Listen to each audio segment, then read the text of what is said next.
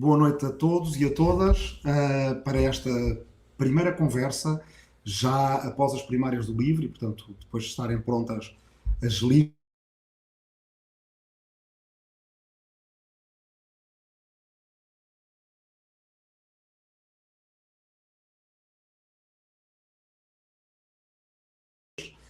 com o Jan-Philipp Albrecht, que é hoje em dia um ministro do Estado Federado do Schleswig-Holstein, na Alemanha, um Estado bem junto à fronteira com a Dinamarca, e aliás, com um território que em tempos pertencia à Dinamarca.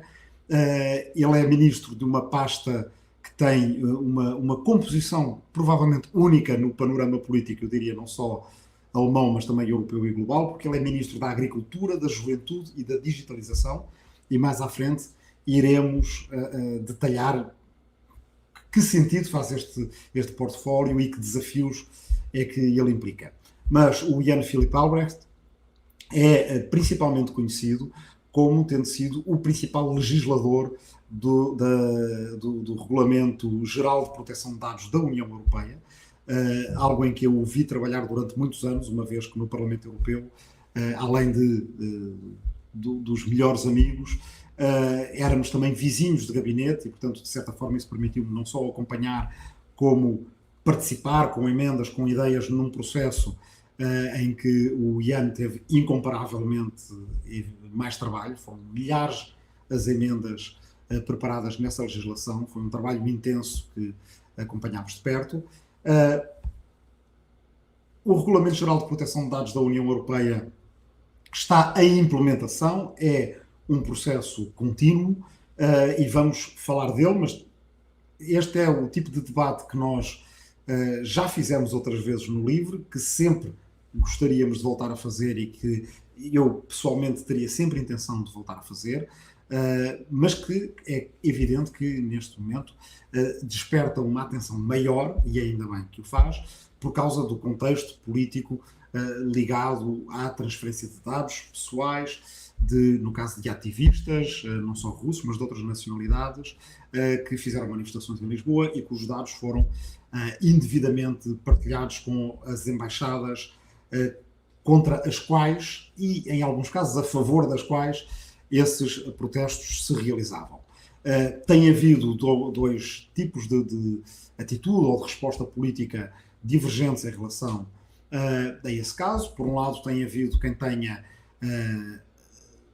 insistido na ideia de uma espécie de cumplicidade com as autoridades de autocracias, como a Rússia, a Turquia e outros países. Isso é, evidentemente, uma posição política extremada, eu diria mesmo absurda, muito motivada pelo momento político que se vive e, portanto, desse ponto de vista, a não ser tomada a sério. Mas do outro lado também há um certo esforço de minimização do que se passou, embora admitindo a gravidade do que se passou, mas dizendo que basicamente o que se passa é um erro administrativo.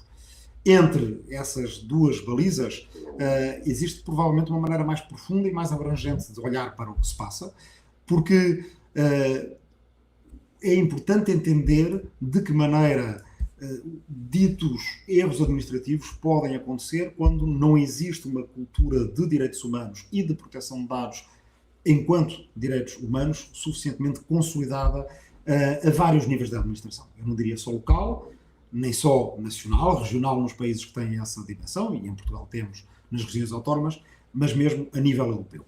E, portanto, é para tentar entender como é que se pode construir essa cultura de direitos humanos e de proteção de dados enquanto um direito humano fundamental, de que forma é que essa cultura pode ser criada a nível administrativo e quais é que são as medidas que se podem tomar para corrigir este tipo de situações, mas também para promover e ampliar o espaço de proteção dos nossos direitos fundamentais, que o Jan Albrecht vem aqui à nossa conversa. Esta conversa vai ter que se passar maioritariamente em inglês, portanto esta introdução que eu acabo de vos fazer em português eu já a fiz antes de iniciarmos a emissão ao próprio Jan, e, portanto, escuso de fazer a tradução do que acabei de dizer para o Jan e passo diretamente, ou passarei diretamente às perguntas, e algumas vezes, durante o debate, à medida do que for adequado, do que for apropriado,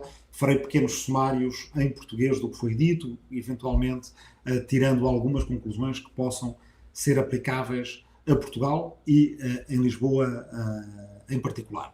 E amanhã contaremos ter alguns excertos, pelo menos, desta conversa com legendagem em português, para quem não tenha tanta facilidade em seguir em inglês. Claro que se podem utilizar também as ferramentas tecnológicas que na transmissão por YouTube, no canal de YouTube do LIVRE nos permite legendar em inglês para acompanhar melhor a conversa ou, eventualmente, até traduzir. E, portanto, dito isto, agradeço-vos muito estarem presentes. Espero que durante a próxima hora de conversa haja muitos motivos de interesse para tirarmos ensinamentos da implementação do Regulamento Geral de Proteção de Dados e, num sentido mais geral, na explicação de porque é que a proteção de dados é um direito humano fundamental sob a perspectiva da legislação europeia, que é também nacionalmente a de cada Estado-membro da União Europeia, e depois também aproveitaremos para falar da família da Esquerda Verde Europeia, a que pertence o Jan, a que pertence o LIVRE em Portugal.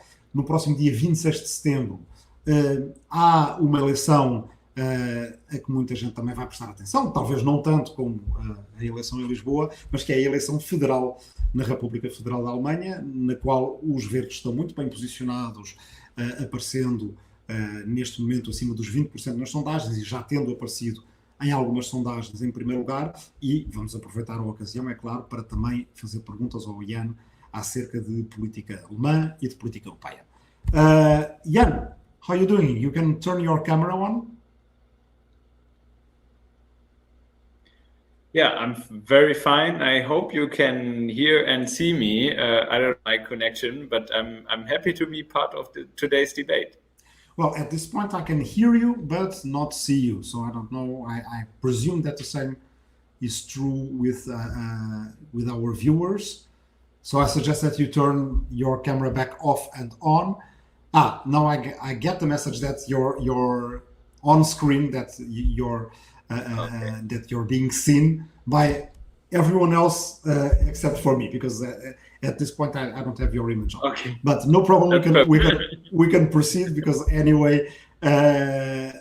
So I just made the introduction that I told you about. Data protection is a fundamental human right according to European law, but also from the point of view of the rights that are protected by data protection. It's the right to safety, it's the right to free expression. It's ultimately, in some cases, as it deals with authoritarian regimes, for instance, it's the right to life. It's one of the cornerstones of our freedoms.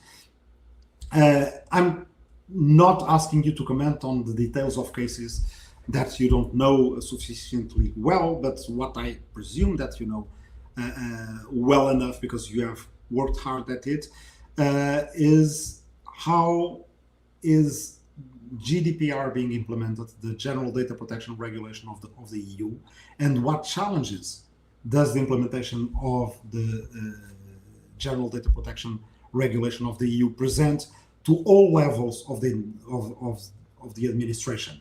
Because we know that GDPR has had a global impact. Even other regions of the world have had to adapt to the EU. That was sufficiently abundantly spoken about in the last couple of years.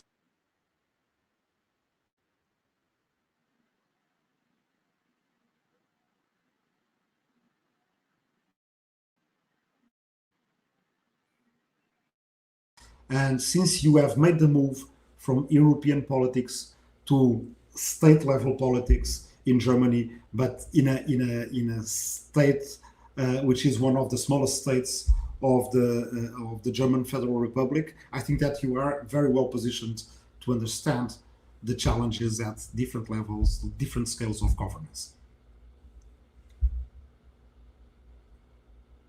And if you can tell us something about that, that will be a good start for our conversation. Absolutely. I mean, the GDPR is to lay down the fundamental right to data protection, which we have everywhere in the European Union, and which is a very important fundamental right today, because it lays down the right that you can decide on your own how much public or to institutions is in particular and to others. And you have to expose yourself rather than others deciding on your integrity. And I think that's a very important reality. And of course, it also is to be applied in administrations.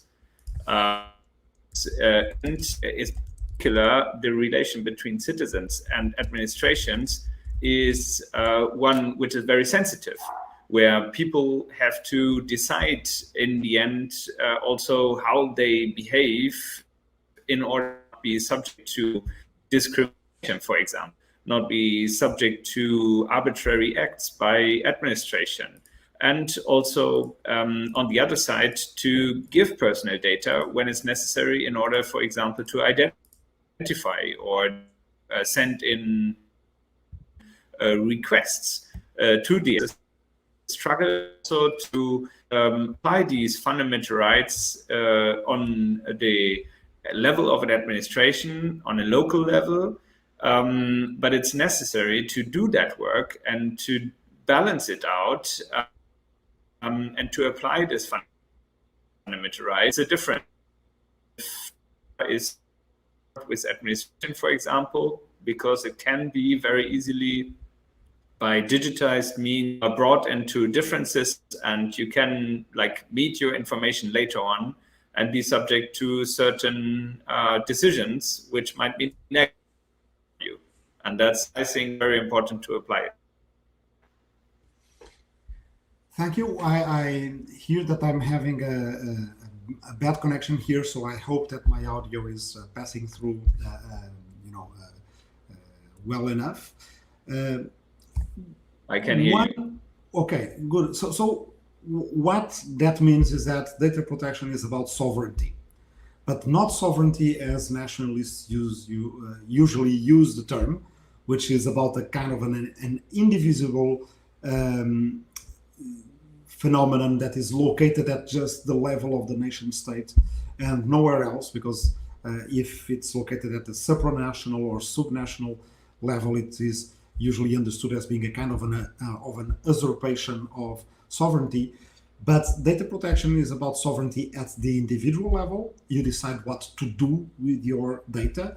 You decide who can consult it, under which circumstances, and you have to have an informed decision to take about your own data protection. But the point that is usually missed is that the combination of all individual data protection sovereignty rights of me and you and everyone else actually adds up to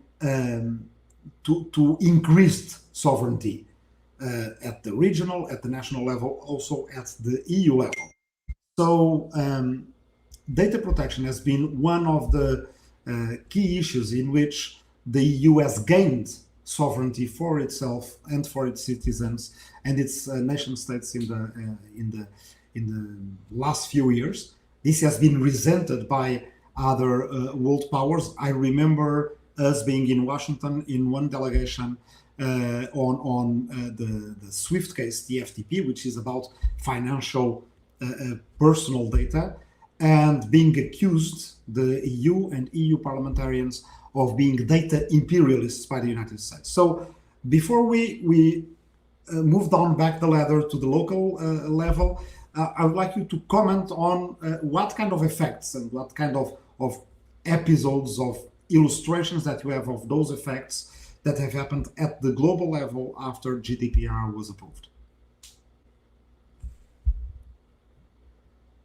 I think that the most important effect of the GDPR is that in many cases of administrations, but also companies, data protection has been this for the first time. For a certain time, administrations were just like dealing with our data without really thinking about be done, using it by processing it and storing it. And today we have a framework which urges also administration to deal sensitively with our personal data, because it can be in the end easily transferred even into non-democratic systems. So it can have very adverse effects on the individuals. And today, for example, if someone applies for asylum in a state, for example, it might be very hard, which might be sensitive about their views, for example, is transmitted back to their origin state.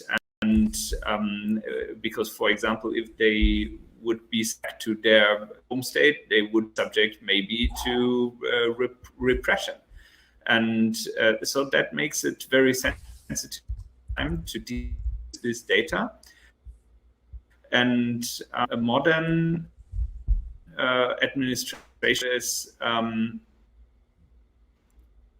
activities at the time modernize itself in digitized means, and of course therefore also collect personal data.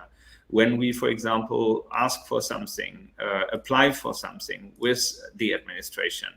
And there are ways, technical ways also, to, for example, anonymize pseudonym processes. And it gives those opportunities and those rules to apply it in order to reduce the amount of personal data and therefore to mitigate the risks which come with it.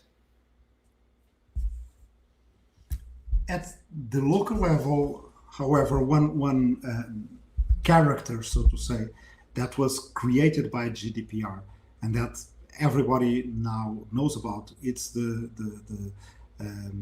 data protection officer. Companies have to have a data protection officer. State and local administration also have to have a data protection officer.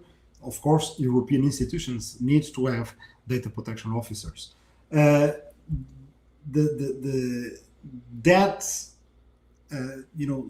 Singular creation of the data protection officer has attracted lots of attention, but sometimes it can create the idea that it's enough to create a data protection officer for you to have a data protection policy, at whichever level we are talking about. So I would like you to comment on that. Is a data protection officer enough? How can we make sure that the data protection officer performs his or her task at the requisite levels of demand that we have? And doesn't everyone in an administration needs to, at some point, be also a data protection officer, because you have to be aware of the sensitivity of the data that everyone ends up dealing with? Yeah, I mean, I think that the installation of a data protection of a very important thing, because you have to have an independent which deals with requests, for example, with complaints when data is being treated wrongly. And those need to be independent from orders, for example, because otherwise also the check and balance are not working in the administration regarding the use of personal data of individuals. But on the other side, the data protection officer is there also to train working in the administration in order to be sensitive in personal data, to make them aware that they have to respect the rules of personal data protection. So to make sure that everyone in the administration is understanding why we are doing it. That is a very important role, but it is not enough, of course, because all the employees need to be aware that this is a very important our public institution. and that there is values behind it. And it's not only a technical issue or something nice to have. It's a fundamental right. It's a very important balance. And of course, also in place makes your processing private need to process personal data. You should not do it. You should not have personal data of people as an administration when you don't really need to collect it, or you should not retain it for a long time if it's not really necessary. So all of these principles should be in parallel to an officer and should be applied by everyone, not only by the data protection officer. Give us some concrete examples, because you now are a state minister for agriculture, youth and digitization, if I understand correctly. I mentioned this in the introduction that I did to you in the beginning, and I promised people that I would ask you, well, first, what kind of composite portfolio is this? I think it must be a unique ministerial portfolio in the world, but somehow this does make sense, and maybe not only at Schleswig-Holstein level. So tell us of the challenges, because having been a legislator and now being part of an executive, you have had moments in which you have encountered your own legislation. You can be straightforward with us and tell us if those moments haven't always been as practical as they should. So if sometimes you have had the urge to blame the legislator for the trouble that you as an executive were encountering, but most of all, tell us a little bit about Schleswig-Holstein. How many inhabitants? How many staff do you have in the state administration? And tell us a little bit about the challenges of becoming part of an executive, coming from the Green Party, from the left Green, the European left Green political family, and implementing your own legislation now at a very different scale. Sure. I mean, Schleswig-Holstein is the most northern state of Germany. It's next to Denmark. We're between the North Sea and the Baltic Sea, and around 2.8 million inhabitants. So not so many inhabitants, but still quite a huge area with some maritime environment also. And of course, being in an administration in a ministry where you also have environment, agriculture, digitization as an issue, energy also, you will find a lot of administrative work which is not in line yet with the principles developed on the European level, and where of process is taking place in order to modernize these administrative work, in order to make it digital also, in order to make it transparent for citizens, which today, in order to understand also the complex administration in a democracy. And of course, we have to see how we can do that best.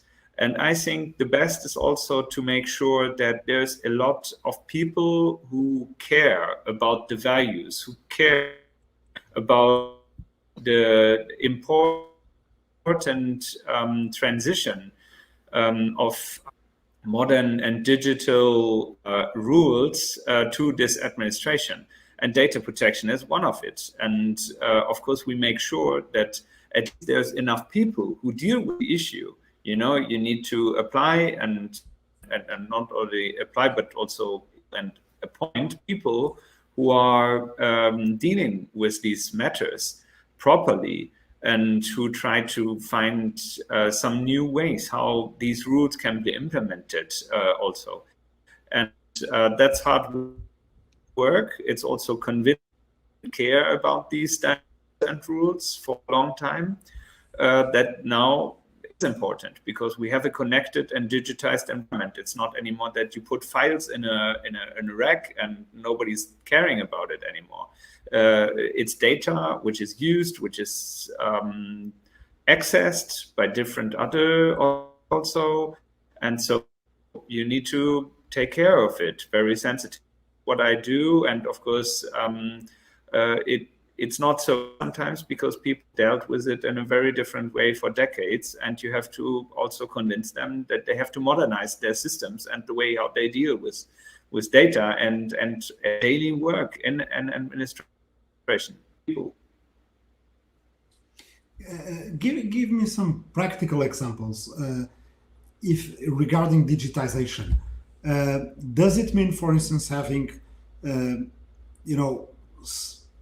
on parallel with the data protection officer, a kind of a chief technological officer of the administration, someone who engages in innovation for public use regarding technological tools? How do you implement that in your own state?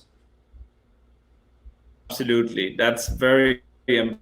Here in Schleswig-Holstein, we have adopted early the systems or the structures of companies which modernized themselves in order to be competitive in a digital example. You need to have chief technology officers in authorities, in administrations, who deal with the modernization of these administrations in order to make sure that the processes are digitized, that you have standards, that you have good security standards, like good data protection standards, and all of that needs a team which is dedicated to do that, and not that like who is doing the for agriculture subsidy is trying to fix the systems. You need to have experts in place who then also can teach those who are working on the files how to do it. And if you those experts, then that it can work very well, and that you can be a very modern administration. And that is the key to this, that it gets more awareness, that it gets more value to really deal with challenges of the digital age, that people really feel safe in what the administration is doing when they collect data and when they process their files. Okay, so Jan, let me make a break here. I'm going to use a couple of minutes to summarize, chunks of our conversation in Portuguese. And while I do that, so I'll launch the broad topics of what I want to speak about next, so that you can take the breathing time also to maybe prepare some remarks that you want to make. Because next I would like to speak about citizens, the individual own role, ourselves as citizens, regarding the administration's access to data, to your personal data, but also access to public data about good administration. How can citizens participate in the fight against waste, corruption, in the fight against misuse of public funds? How can citizens at several levels go all the way up to the courts and use their data protection rights guaranteed by the EU Fundamental Rights Charter and other legal, international legal instruments in order to make rights on the wrongs that are sometimes done to our rights, for instance, in the internet. So that will be our second block, ourselves as individuals in the community and what we can do individually to effect change. And I'll just use a couple of minutes now to make a kind of a condensation of what we just said in Portuguese.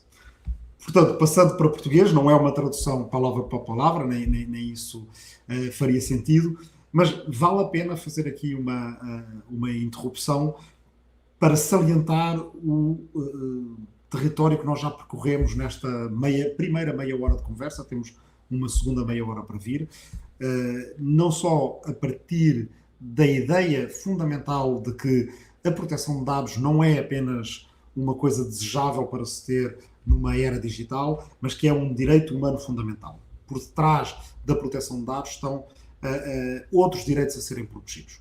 Direito à segurança, direito à liberdade de expressão, direito até à vida. A proteção de dados é uma questão de soberania e é uma questão daquelas em que se torna evidente que a soberania existe a muitas escalas, ao contrário do que muitas vezes pretendem os nacionalistas, que acham que a soberania tem que sempre vir acompanhada do adjetivo soberania nacional. Na verdade, existem várias escalas de soberania, elas acrescentam-se umas às outras. Dar soberania aos indivíduos, a cada um de nós, para tomar decisões sobre os nossos dados pessoais, se queremos ou não queremos que sejam partilhados, com quem queremos ou não que sejam partilhados, sob que condições, com o nosso consentimento informado, explícito e cada vez mais ativo, significa também acabar a dar também mais soberania aos nossos níveis de governação local, regional e nacional, e também à própria União Europeia e ao direito europeu, que é uma parte fundamental, é um alicerce dos direitos de proteção de dados a nível global.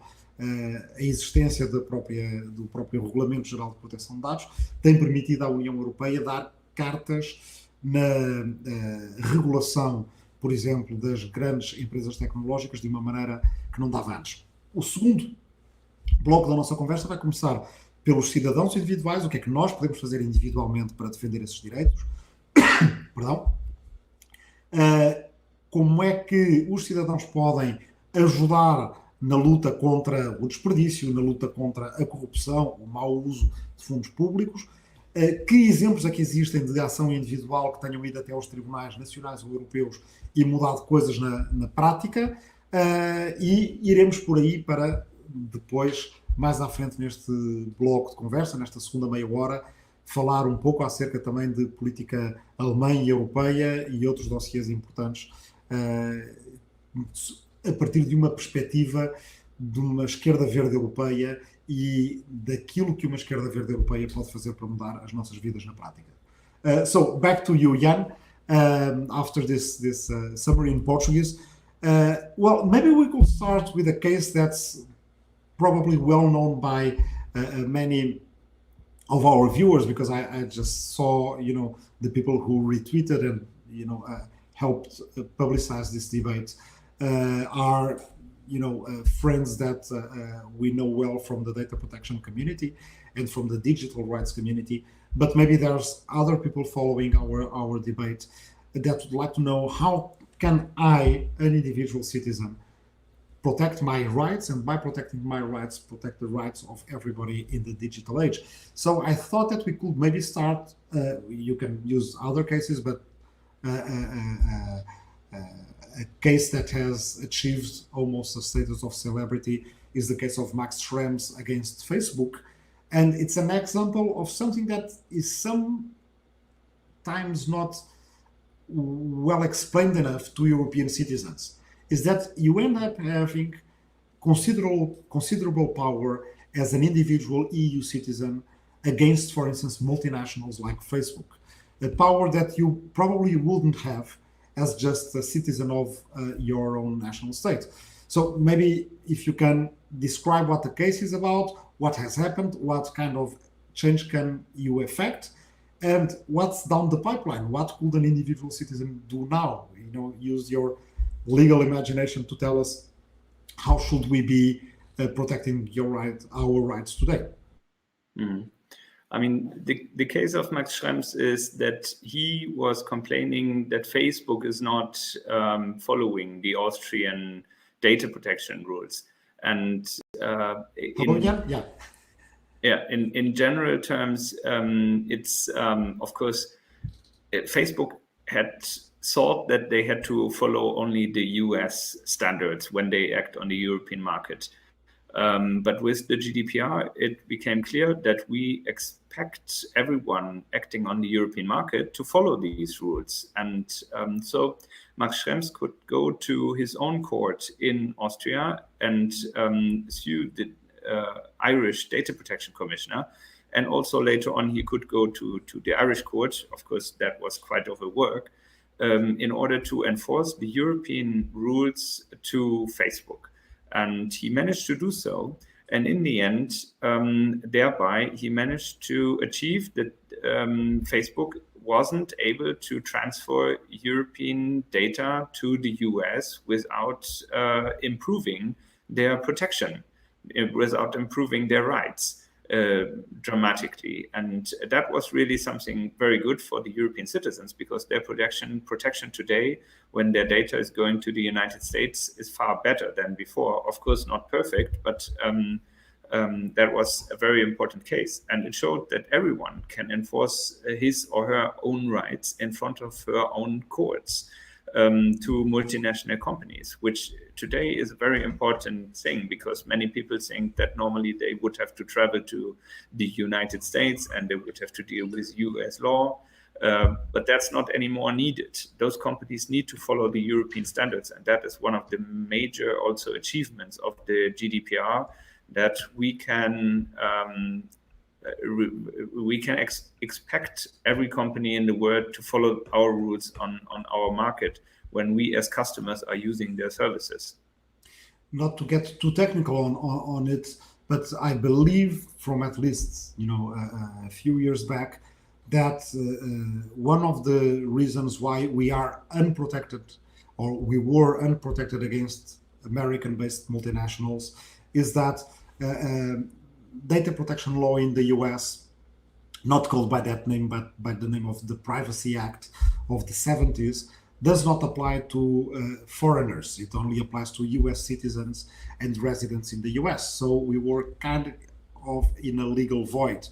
And also, I don't know if you would still feel that it is a fair description of the different data protection cultures in Europe and in the US, that in the US, data belongs to those who collect it. In the case that there are companies, data belongs to the companies. And in Europe, data belongs to the person about which that data arises or is collected, meaning that it can only be used by a third party under certain conditions, and increasingly conditions of control by the individual. Is this still a fair description?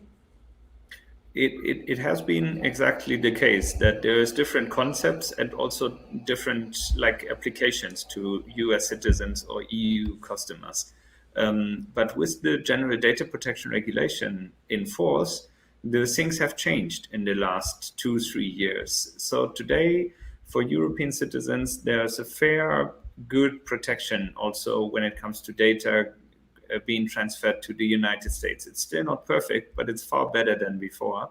And it's in particular, the private companies, not only for EU citizens, but for everyone in the world, have improved dramatically their protections because of the European laws, because they knew they would have to follow the European laws, the European data protection regulation, because the EU is still the biggest market for them. And so they applied it now, they have to apply it. And therefore, it's not only for the Europeans, but for everyone in the world, a huge step forward that we have this law. Okay, I want to put a tab on that, because I want to come back to the thought that, of course, we were using the United States of America as an illustration, but what serves for the US also serves for other actors on a global scale. So further on, I would like for us to comment a little bit on authoritarian regimes such as Russia and China. But before that, because I had promised that we would speak about what citizens can do at the individual level. Of course, not everyone is a Max Schrems or a Jan-Philipp Albrecht. Not everyone is a lawyer, and not everyone has the kind of resources to use on a lengthy, sometimes maybe expensive, I don't know, that's something that we can talk about, legal procedure in order to defend his or her rights. But one thing that the US we have criticized their data protection culture and their non-application to foreigners, because it's not good enough, but it's even worse to be in a legal void. But there's something to be said about a different kind of culture in the US, which is the civil rights defense protection. The United States have institutions such as the American Civil Liberties Union that work on the federal level every day, filing cases of human rights violations that afflict individual citizens. citizens that would presumably not have the resources to go to court, but this huge civil rights organization has their own lawyers, has their own members who finance the organization, and they end up helping, regular men and women in the US to file their cases and go all the way up to the Supreme Court. This is something of which we talked a lot about while working as legislators, of the wish that we had that someday we could do work on the other side of of activism as citizens, creating exactly this, such kind of networks where regular citizens can be supported in defending their own rights, and by defending their own rights, defending everybody else's rights. We have a lot of ground still to cover at the European level. How do you see the prospects for civil liberties, a kind of an European civil liberties union arising and defending EU rights as EU rights, not just a collection of different national rights? I think that this also has changed in a very positive way because there's no groups who really try to enforce the laws which we have achieved. And like in the US, you here now have activist groups and initiatives which you can support by just sending some money to them, just like also asking if they would represent your case. And just to give two examples, you have the European Digital Rights Initiative, which is called EDRI, which is really also lobbying in your citizens' interest for your rights. And you have Max Schrems' new association, which is called None of Your Business. It's so NOIB, and they are doing cases in a representation of citizens, and very important cases like the one which we just talked about. And I can only say, if you don't really want to deal with your own case in such a depth, then it's very important to just support those who do that in order to really apply the law, because in the end, laws only matter if you also apply it, if you also can enforce it in front of courts or vis-a-vis companies. Mm-hmm. And now on to the aspect that I introduced way back about citizens being part of the fight against waste, against corruption, against, for instance, environmental damage done by administrations or companies. Is there a conflict? Because sometimes we hear this, data protection is all right, but then we need to have also transparency, for instance, in governance. And sometimes these rights may conflict. Some people will say, if you publicize all the contracts that the administration does, you end up having names of individuals. These names can be construed and they have been construed, for instance, in Portugal, by the National Data Protection Authority as being personal, protected information.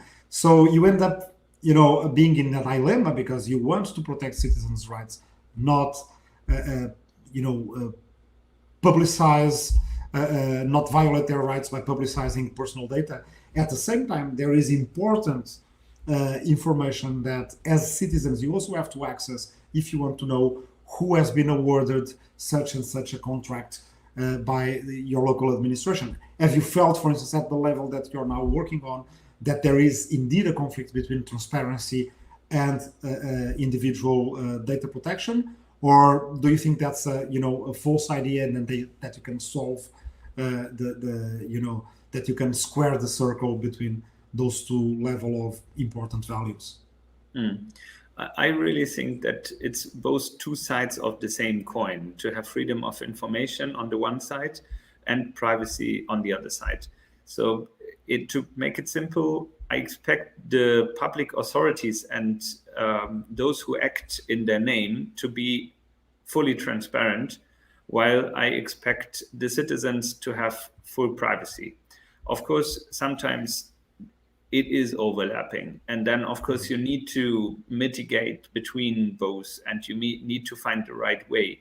But in most of the cases, it's very easy to decide and very easy to distinguish if something is a private information, a personal information, or if something is a relevant information regarding the public administration. And very often both things are played out against each other. And I don't like that at all. And I think that we have to have rules on both and be very strict on the respect of both. And here in Germany, very often the privacy officer in a public administration is also the freedom of information officer, to make sure that they have to respect both at the same level, and to deal with both in the same situation also. And I can only recommend that, because both is like brothers and sisters to each other. It belongs to each other.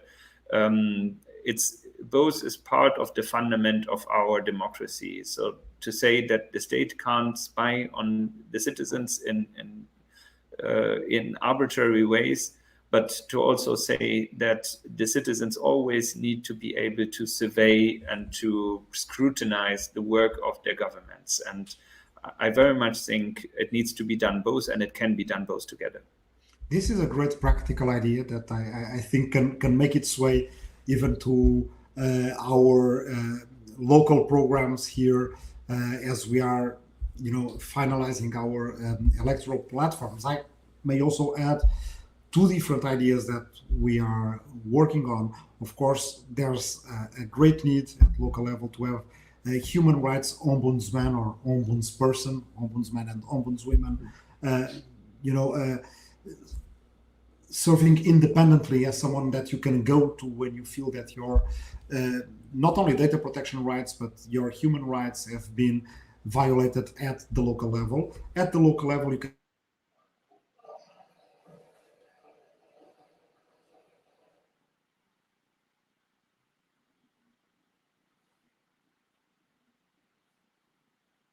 of a member state, but a local authority can perform also that task. We can commit to applying the level of demand of fundamental rights in the Charter to local governance. I hear that I have had a cut in what I was just saying, so I was complementing Jan's idea of having the data protection officer and the freedom of information and access to information officers working side by side, if not being actually the same institution, even the same person.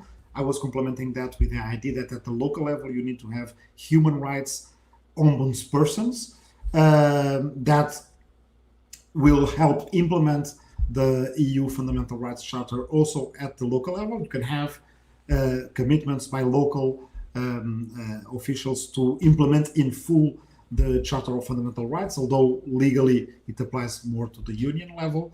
And you also need to have human rights offices in local and regional governments. There's much more human rights violations happening every day than what we usually think about. When we think about human rights violations, sometimes we think about things that happen in dictatorships. But, domestic violence is a human rights violation. Bullying is a human rights violation. And having a human rights office in your local government level can, even save lives. People can have someone that they can speak to on their rights being violated, that can then direct their cases to whichever way seems most appropriate. Is it a legal issue? Do you have to go to court? Do you have to go to the police? Do you have to talk to a local school, to a local hospital, any kind of institution? So human rights ombudsperson is an important independent controller, but also having a human rights office at the local level is, the go-to office for any citizen that is having her or his rights violated. So, I promise that I will try to implement yours, and maybe, I don't know if you can also implement ours there. That's also, great, lots of room for better practices, exchanges between different governance levels in the EU. Now, to go back to, because we have 10 minutes, and I still want to ask something about German politics and the federal elections. So maybe the link between one thing and the other will be precisely authoritarian regimes, both inside the EU, like Hungary. I guess that while you were working on the GDPR and we were sharing office space, I was working on the Hungary report, but also outside the EU, Russia and China. All of these play a central role in the German political debate, because a difference in attitude between the union, the party, the CDU, the party of Mrs. Merkel,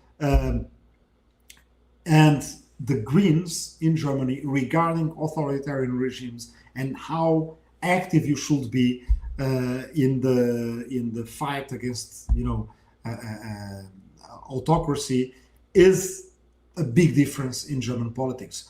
So can you introduce us to that debate in Germany and to the differences that we can expect both in the campaign, and if the Greens win the elections or reach federal government in any composition, what will be new for us also in Europe regarding vis-a-vis those authoritarian regimes both inside the EU and outside the EU? Yeah, I mean, of course, Germany is one of the member states in the European Union where the common sense of rule of law and democracy still is very broadly carried also by all the parties, including also those conservatives you were talking about.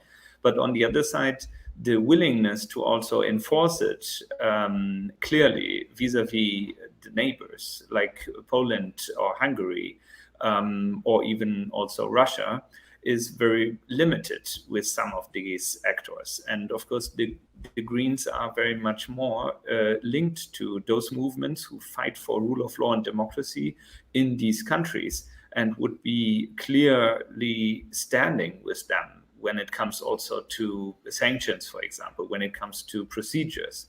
And therefore, for example, our top candidate for the federal elections, Annalena Baerbock, was meeting the Budapest mayor recently, who is a Green and who has to withstand quite a pressure in Orban's regime, if to say so. And that's also why we say as Greens, for example, that we would be in favor of stopping the gas line Nord Stream 2 to Germany in order to make sure that Russian influence need to be stopped, and that this is only used to be a weapon of this authoritarian regime in order to make pressure on Europe. And also, of course, when it comes to the rule of law procedures vis-a-vis some member states, we have shown that we are far more clear standing for these values. And this is a very important issue also in Germany. And it is an issue of being really trustful and reliable on standing for human rights and democracy, also when it is about being strict then with some of your party allies even. For conservatives and also some social democrats, that's still sometimes a problem in Europe. And we know we just had 2 EU presidencies of Germany and Portugal. Well, we can say with some movement regarding Hungary and Poland, but absolutely not decisive movement. The Article 7 is still to be applied. Exactly. And well, it's probably, although I would like to see in the next German presidency or Portuguese presidency the presence of European, left-green parties in government in order to move these issues forward. I think that will be probably too late if we're not going to wait 13 years in order to solve the rule of law issue at the EU level. Already in 2024, 2025, we will have 1 year of Hungarian and Polish presidency in the EU. So just imagine the damage that can be done to the credibility of the EU.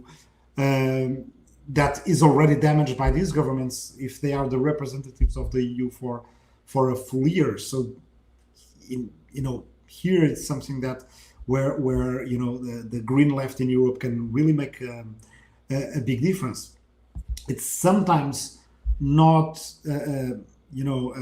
emphasized enough, for instance, in the press, where every time that a far right party has a good result, you have all the titles in the newspapers about the rise of the far right, but people forget that the main opponents to the rise of the far right and the main trend that is counteracting the rise of the far right in Europe, it's the rise of Greens. You've mentioned that the Budapest mayor is a Green. Now, recently, the Zagreb mayor is also a Green. So there's a great difference that Greens can make at the local level. And of course, in Germany, we have had longer experience on this because you have been in local, municipal, and state governments now for decades. What are the typical measures of green politicians at the local level? What they usually do? How do they differentiate themselves from the other politicians? I think that to have a modern and strong public institutions is one of the things which Greens in local governments especially really do. And to strengthen public space for people, to strengthen support for people living and creating their city, including, of course, to achieve a more sustainable and high quality life and social life for people in cities, and to make sure that especially young people, children, families can afford living in the city, can have good transport facilities, can have good environmental, a good environmental space, and that is what makes the difference in the end. To really have a livable space and livable place in a city is something very important. To create public places, as I said, public space, and therefore also to create creativity, to open room for creativity, for culture, for smaller institutions or smaller actors, to also create some liberty for people in a city. And that is, I think, what really matters a lot at the moment with all the challenges we have, like climate change and everything. Okay, as we are approaching the end, and now we are 2 minutes away from the time that we set, and of course in Germany is your 1 hour further into late nights than we are. Well, the ministerial posts that you are now occupying, you are the successor to Robert Habeck, who's one of the two spokespersons of the Greens in Germany. The other being Annalena Baerbock, whom we have crossed paths with in the European Parliament when she was working as an advisor on human rights to the Green Group and doing outstanding work there. What are the chances of the Greens in the German federal elections of the next September 26, which are probably also quite important? Not only Lisbon is having elections that same day. Of course, I mean, this election day is really important for us, and not only for Germany, but also I think for the fate of Europe, because it decides about how Germany, as the biggest player in the member states group, will act, if they will be European, if they will be progressive, if they will really set some new standards to invest in the future, to really put everything into the direction of sustainable economy also, and human rights and social coherence in Europe. And I think that everything is open. It can be everything. It's a decisive election, everybody knows. And in the end, even if the Greens might not turn out as the strongest party, because the Conservatives are still very strong, then still there might be a majority going with the Greens in the end. And that's what we try to achieve and to make sure that the direction at least is clear for Germany and Europe.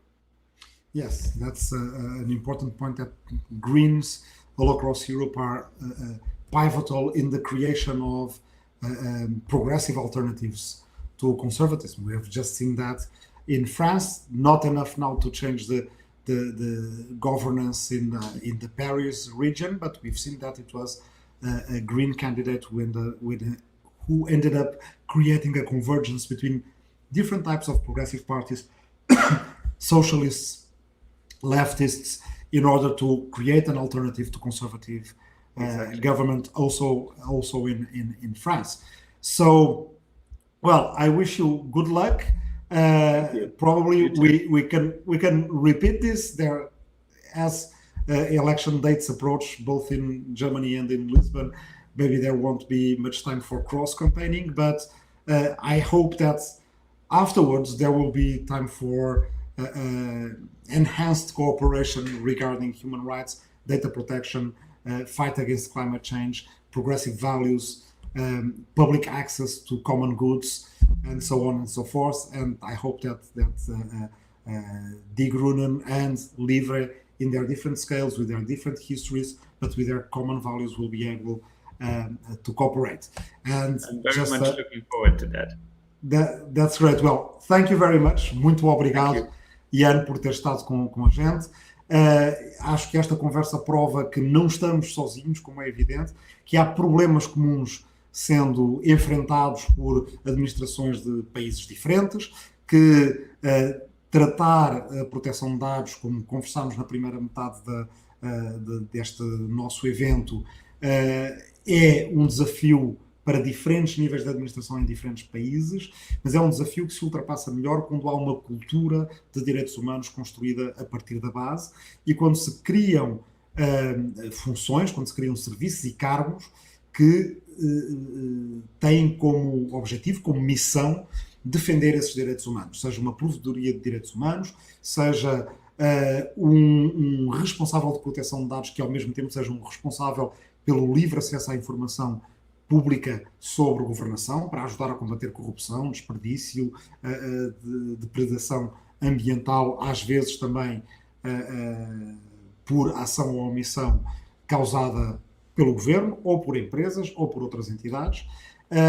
E como é importante que os partidos de uma esquerda verde europeia, por um lado, sejam a principal alternativa e a principal esperança de uma contratendência às tendências autoritárias e extremistas de direita na Europa, com um tipo de política não populista, mas um tipo de política convergente, criativa, que permita às várias correntes do progressismo e da esquerda encontrarem-se.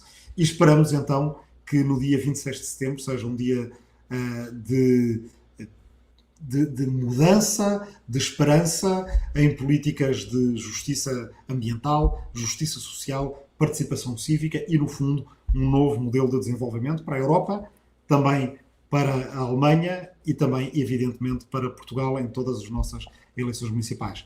Jan, thanks a lot. This was a really, rich conversation with lots of detail. Tomorrow we'll have some clips translated into Portuguese, but that we can circulate around the people who didn't attend the debate, and hopefully some will come back to see the whole thing. Well, send regards to all the friends in the German Greens that we have there, common friends that are going to be candidates in the federal election, and good luck and thank you. Thank you. Good luck to you. Bye-bye. Very nice seeing you again, although I didn't have the image all the way up to the end. Very nice hearing you.